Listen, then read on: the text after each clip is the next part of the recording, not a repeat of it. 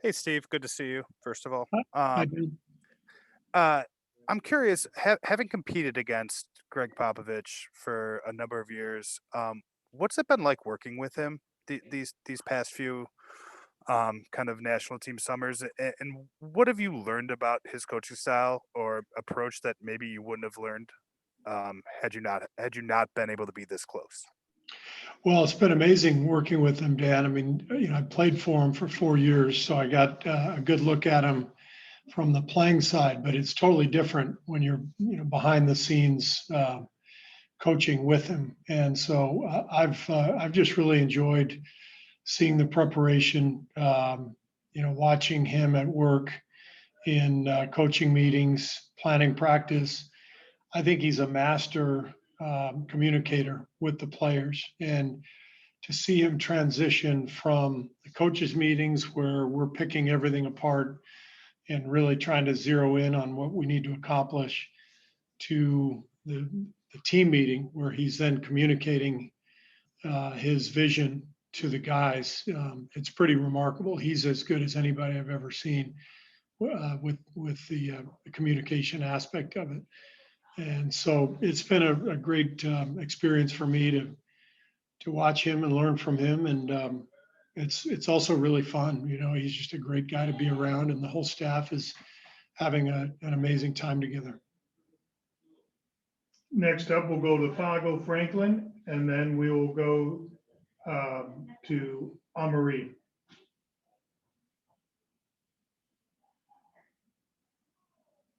Fago, are you on mute?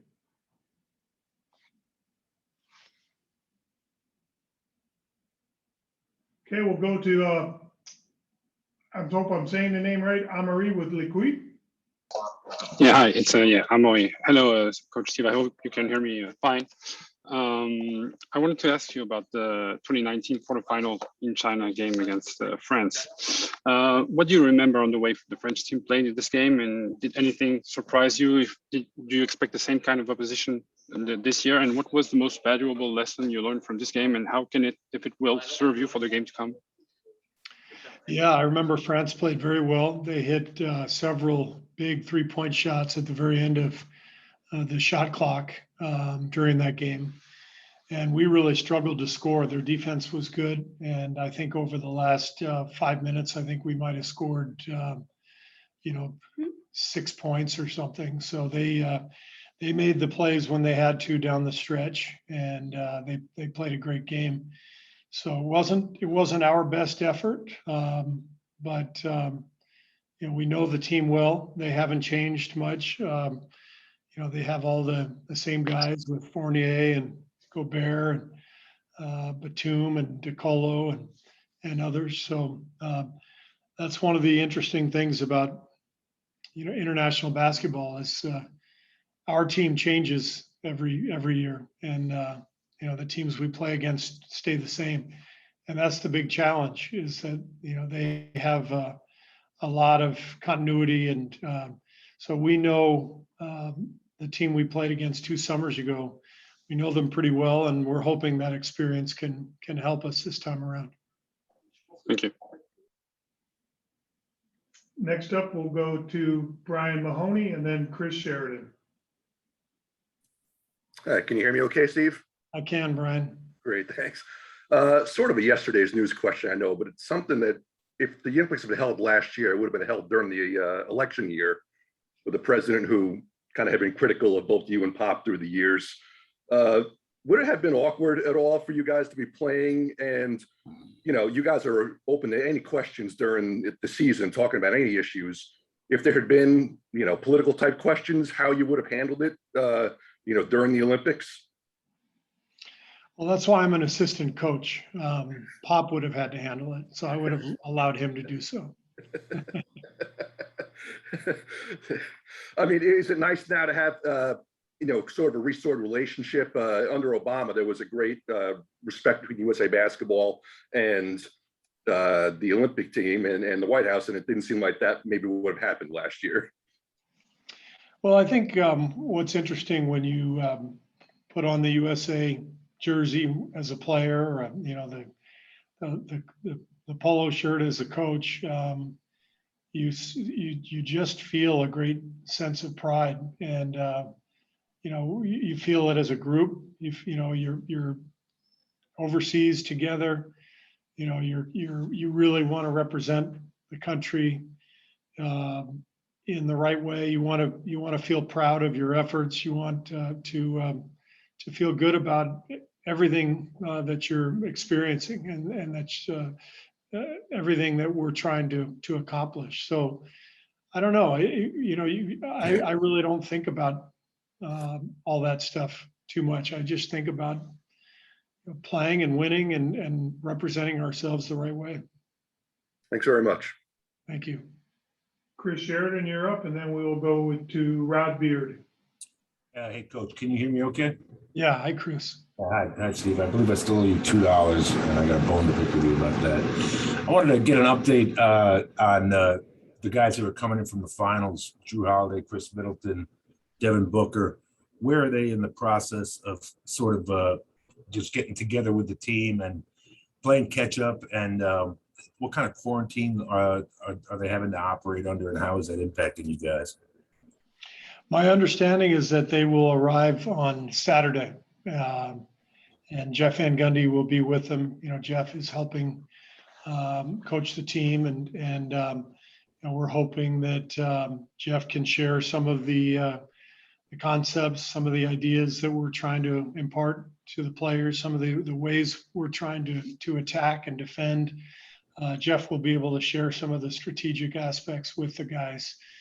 And then, we play the next night, so it's a quick turnaround. And one of the big topics in our coaches meetings is, how quickly can we play those guys? Because chances are they're all three going to be in our rotation. They're great players. There's a reason they're on the team. They're three of the best players in the world. So we need to figure that out. It'll be a collaborative effort with them. We'll see how they're feeling.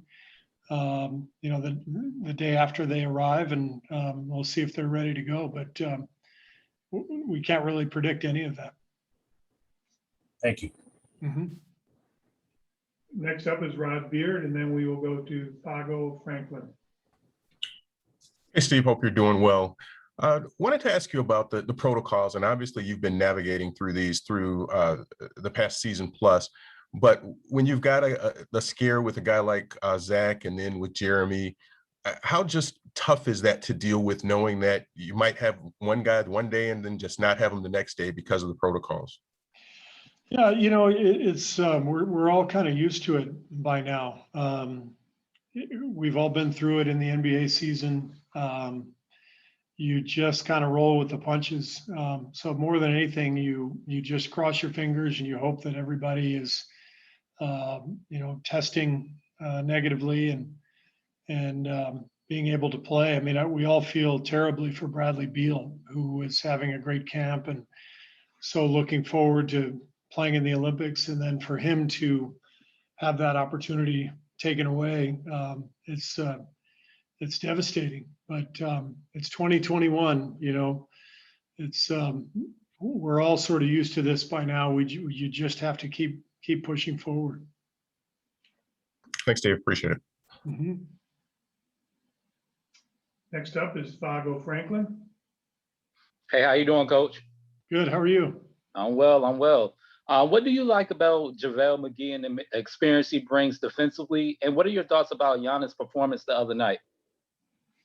Well, we like JaVale. We talked about him 2 years ago. During the World Cup, we thought he might be a good fit.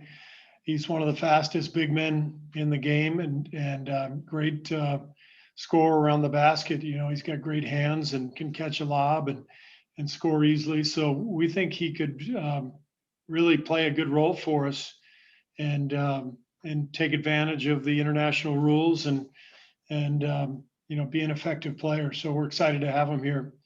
As for Giannis, just a breathtaking performance, amazing basketball player, and equally impressive as a human being.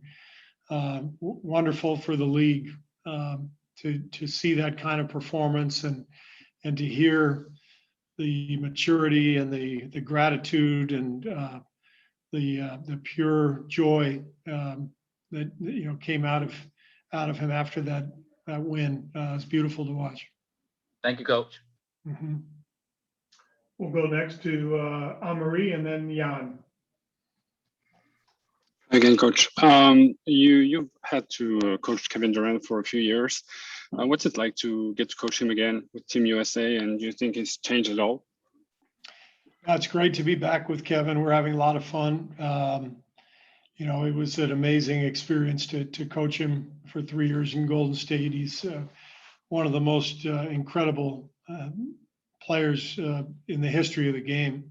So to be back with him has been fun. This game is funny. The NBA. If you're around long enough, you just have all these reunions with people. Whether it's me coaching with Pop, after playing with him all those years ago, or coaching Kevin again. These sort of relationships just last a long time, and they sort of come and go at the same time. So it's an interesting dynamic. But I'm having a great time coaching Kevin, and thrilled that he's here. He's obviously one of our key players in this tournament.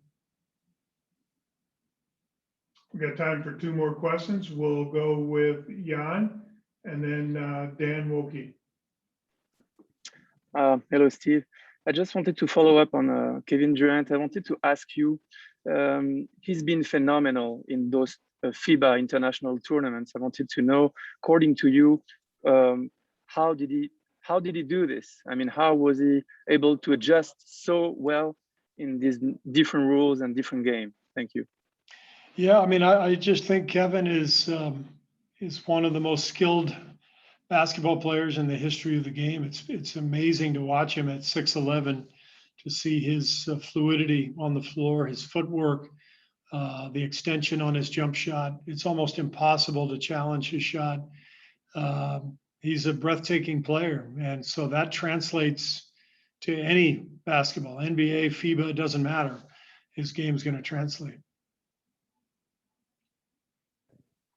Hey, Steve. I think it's fair to say that simplifying complicated concepts is like an important part of coaching just in general. But under these circumstances, when you've had, a quarter of your team not available because they're playing in the NBA finals, you've had guys in and out of protocols, like when people say like, we're trying to keep it simple, how simple has it been?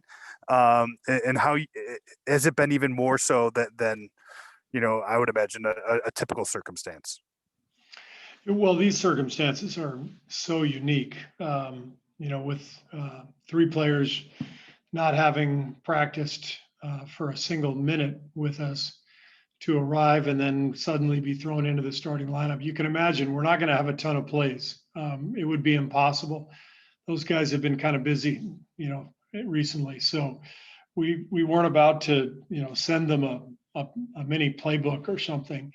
They had a lot of stuff going on. So we're going to play out of concepts more than we're going to play out of plays. We want to play with pace, and we want to move the ball, and we want to allow our players to use their considerable talents. And we're very confident that they'll be able to do so even without a ton of practice time.